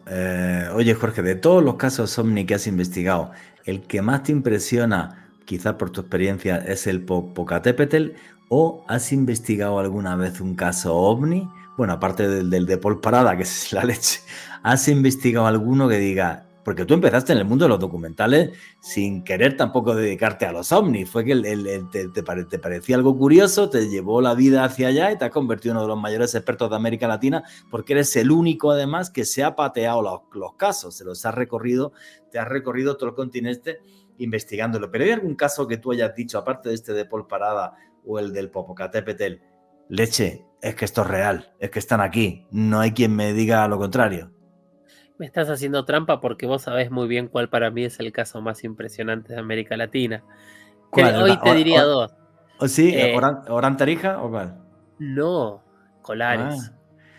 Colares. Sí, Colares. Yo no estaba allí con esto. Yo he hablado contigo fuera de cámara muchas veces de esto porque me obsesionó y me fui a la Amazonía. Pero cuenta la historia del caso Colares, que hay mucha gente que no la conoce. 1977 en el estado de Pará, al norte de Brasil, en la Amazonía brasileña, al borde de uno de los afluentes del río Amazonas, hay una isla que se llama Colares. Es una isla que tiene una población estable pequeña, que se dedican básicamente a la pesca. Obviamente hoy es un poco más grande, hoy hay un pequeño hospital que en su momento era un puesto sanitario. Y en esa isla, en 1977, empezó a ocurrir un fenómeno, que es que aparecían luces en el cielo, iluminaban a la gente decía que quedaba paralizada, y del centro de esa luz bajaba algo, que ellos lo describían como una luz más pequeña, que los quemaba o les sacaba sangre. Nunca estuvo tan claro eso, pero era como un tubo del medio que bajaba de esa luz. Hubo un caso, hubo dos, hubo tres. Me imagino que los primeros habrán dicho, bueno, estaba borracho, es un mentiroso, pero la gente se empezó a poner nerviosa porque cada vez aparecía más gente contando esto y aparecían con las quemaduras aparte. Hasta que de golpe una de estas personas fallece. Y ahí se genera un caos tan grande, una histeria tan grande, que entre el 70 y el 80% de la población estable de la isla se va.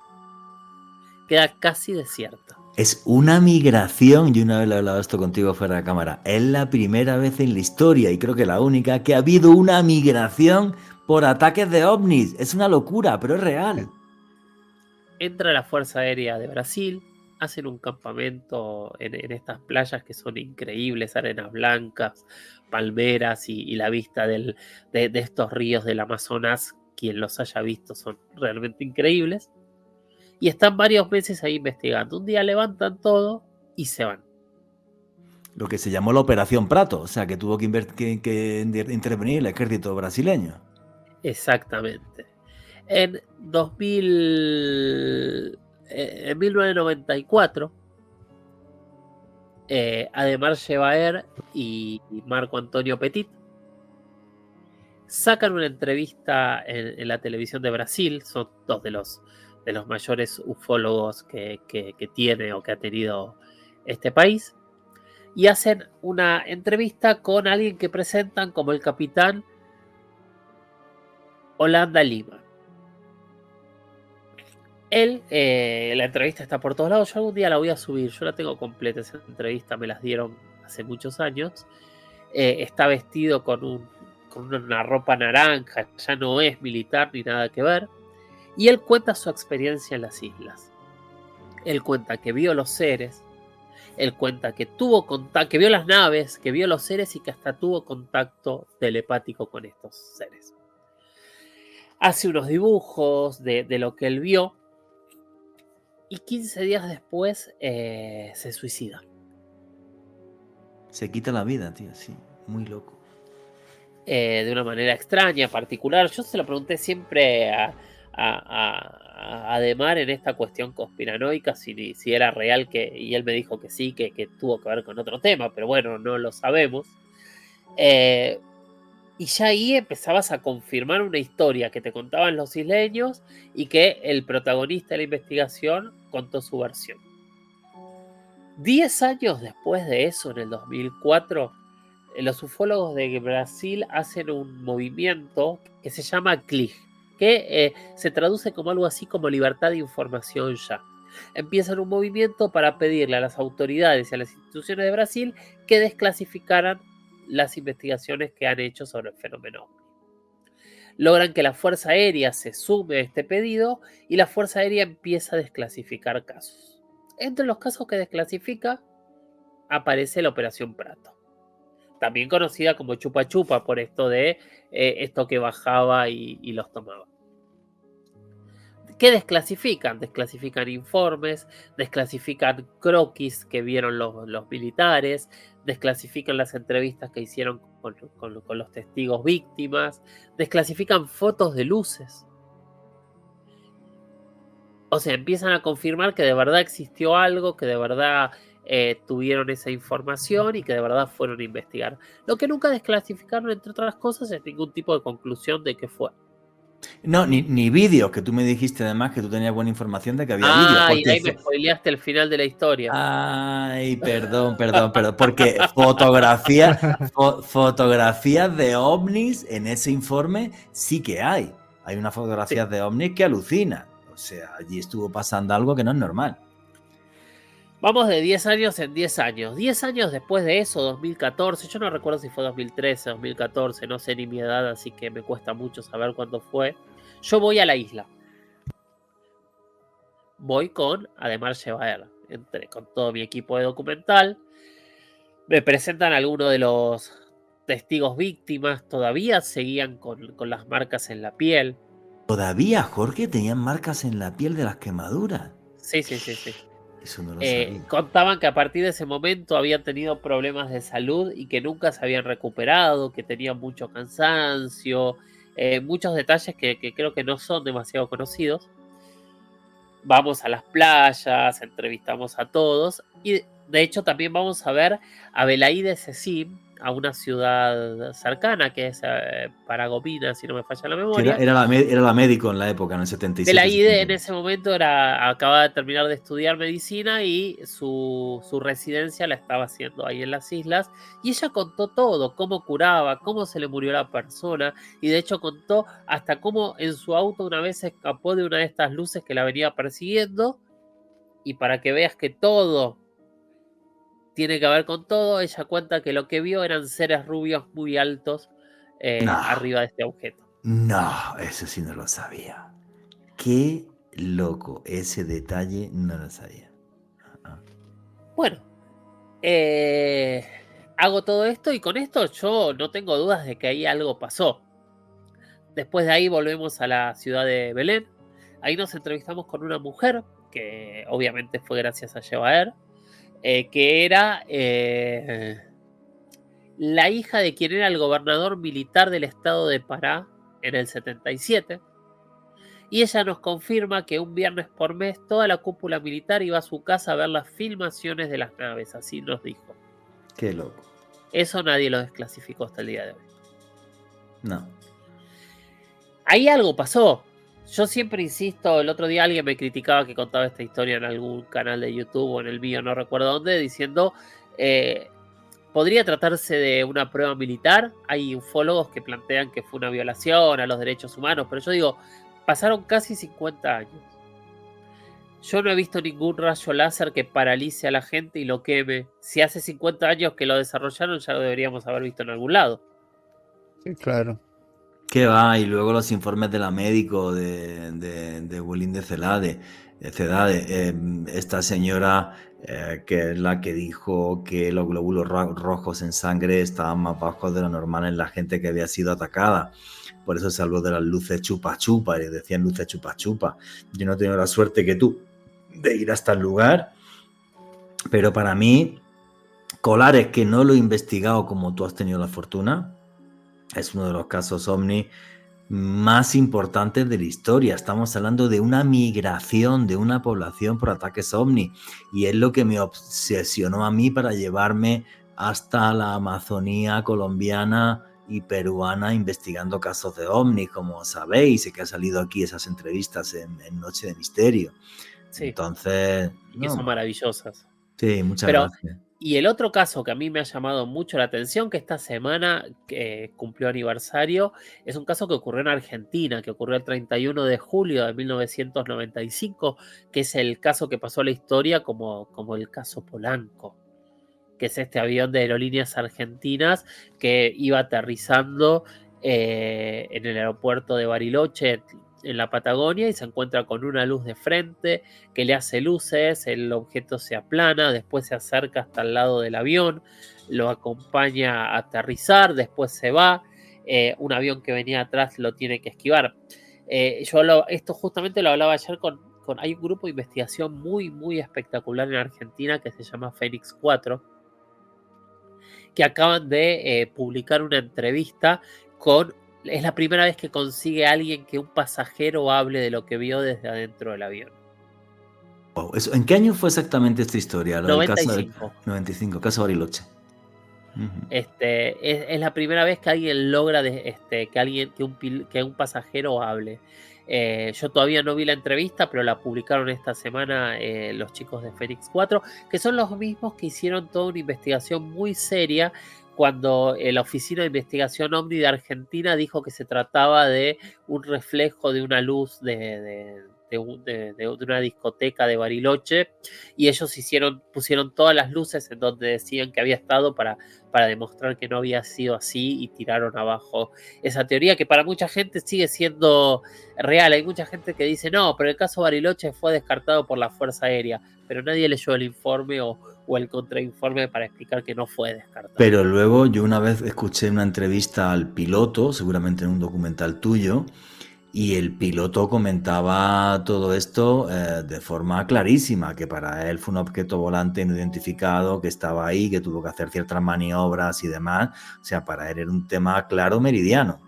Sí, yo suelo hablar bastante con Jorge y a ver, a mí es una de las cosas que hablábamos fuera de cámara el otro día. Para mí no hay que atacar a los testigos, y menos cuando es un testigo de élite. Un señor que tiene esa cantidad de miles de horas sabe distinguir un reflejo de algo que no es un reflejo. Y aparte, lo interesante es que el objeto fue visto desde la cabina de este avión de Aerolíneas Argentinas. Fue visto desde el avión que iba atrás, que era un avión de Gendarmería Nacional, que también entrevisté al piloto. Fue visto desde la torre de control. Fue visto desde la pista. Cuando yo empecé a publicar esta entrevista en mi TikTok, que se hizo muy, muy viral, me escribió una persona que lo vio desde la ciudad de Bariloche, que en ese momento tenía 15 años, y lo saqué en el podcast. Ahora aparece una persona, o sea, hay una multiplicidad de testigos, hay documentos firmados con los relatos de cada uno contando qué es lo que vieron. O sea, es impresionante cuando vemos todo lo que ocurrió en este caso. No, yo creo que es uno de los casos, bueno, yo creo que junto con el del Cerro Uritorco, la famosa huella ovni en el monte este del Pajarillo, creo que es el caso ovni más conocido de Argentina, desde mi punto de vista, ¿vale? Sin Creo dudas. que el de Bariloche es el más conocido junto con este. Eso sí, entre Argentina y Bolivia ya no da tiempo, que porque una vez me comentaste el caso Orantarija, de un ovni que se estrelló, y esa historia a mí me dejó completa. Bueno, esa historia también es impresionante, está lleno de historias. O sea, lo de Orantarija también es un objeto que se cayó, voló medio cerro, el Cerro El Zaire. Estamos hablando en el año 77, 78, me parece que fue. Fue a las 4 de la tarde, había cientos de testigos, se rompieron vidrios. Cuando llegan al lugar 3 días después, porque es un lugar de muy difícil acceso, se encuentran con todo vallado. Ellos decían con gente hablando en inglés, cosa que y decían que cargaron todo, y en el aeropuerto de Tarija un avión de la NASA se había llevado todo. Para mí eso era un mito, pero en la desclasificación del 17 de la CIA confirman que ese avión se llevó algo, no dicen qué, pero que ese avión estuvo en Tarija llevándose algo, y era era clasificado, o sea, todo se empieza a confirmar. Nah, muy loco. Y señores, están ahí, nos desafían, pero no hay tiempo de más nada. Alejandro Bernal, amigo, tu conclusión y tu cierre, después de escuchar historias aquí hoy entre tres amigos charlando y que hemos tenido la suerte de investigar diferentes Omnis y historias. mate, podríamos decirle. Yo Sí, estoy tomando Omni y mate. mate. Yo he sido tan bueno que he tomado agüita. Alejandro Bernal. Bueno, que viva el mate, Jorge, y cuando tú realmente describías el caso Colares, que has tenido la fortuna de investigarlo en campo, sin lugar a dudas uno de los casos ovni más importantes de la historia. Sobre el caso Polanco, alguna vez cuando viví en tu país alguien me lo comentó, no con tanto detalle como tú lo hiciste, y creo que sin lugar a dudas también uno de los casos ovni más importantes de la historia de Latinoamérica. Creo que intentar adentrarnos dentro de la naturaleza que reviste el fenómeno ovni es un misterio que muy difícilmente será develado, pero lo hace realmente apasionante a las personas que hemos investigado y que realmente tenemos mucha afinidad con este misterio. Y me pueden seguir en redes sociales, en Instagram, en @alebernalpress con doble S. Amigo Jorge Luis Zugdor, tu comentario final, tu conclusión, tu cierre y tus redes sociales y tu canal de YouTube y tu podcast La Huella Omni, que nos lo recomiendes todo, por favor. Qué placer es estar charlando con ustedes. Sí, a ver, yo he tenido la suerte de viajar mucho por mi trabajo. Yo siempre lo digo, a mí el misterio me eligió. Yo no elegí contar estas historias. Me fueron pidiendo y con el tiempo, cuando uno hace documentales, se tiene que volver experto porque es la única forma de poder encarar un proyecto. No hago solo documentales de misterios, hago documentales de todo tipo, pero ya el misterio es como que ha ganado una parte muy grande de mi tiempo, de mi corazón y de mi mente. Yo creo que hay que ser objetivos, creo que tenemos que corrernos de las verdades absolutas. Juanje empezó hablando de que tal vez en algún momento se respondan las incógnitas. Yo soy un convencido que hay que tener mucho cuidado con esa respuesta, porque lo único que permanece intacto, seguramente desde la primera vez que el primer ser humano levantó la cabeza y vio las estrellas, es la pregunta. Se respondió miles de veces, esas respuestas se caen y la pregunta sigue estando vigente. A mí me encuentran en redes, en Instagram soy @JorgeLuisS_oficial, en Twitter soy @JorgeLuisS_77. Si ponen mi nombre me van a encontrar también en TikTok. Tengo un canal de YouTube que es que poniendo @la huella ovni lo van a encontrar. Y después también pueden encontrar el podcast La Huella Ovni, que lo tienen en YouTube, o por supuesto también está en Spotify, en Apple Podcast, absolutamente en el lugar donde quieran escucharlo. Amigo, muchísimas gracias. Como siempre, un placer que nos compartas tu sabiduría y todo lo que has investigado.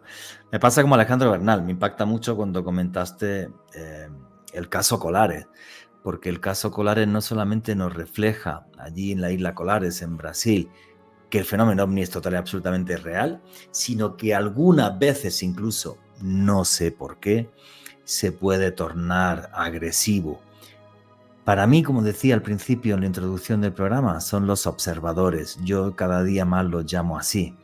Como decían los textos asirios, los Ijiji, los que ven y observan, los que nos miran, no sé por qué, si por curiosidad, porque les gusta investigarnos, o porque algún día quieren revelarse a la humanidad contándonos secretos que ni siquiera podemos llegar a imaginar, o nos observan porque somos tan brutos y tan cafres que podemos destruir nuestro planeta. Ojalá nunca lo hagamos.